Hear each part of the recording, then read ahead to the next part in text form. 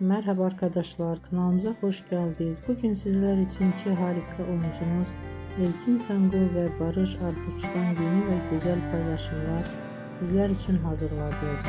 Kiralık Aşk dizisinde rol almış ve herkes tarafından beğenilmiştir. Biz de sizler için onların güzel ve romantik karelerini hazırladık. Bu videoların devamlı gelmesini istiyorsanız kanalımıza abone olup yorum yazmayı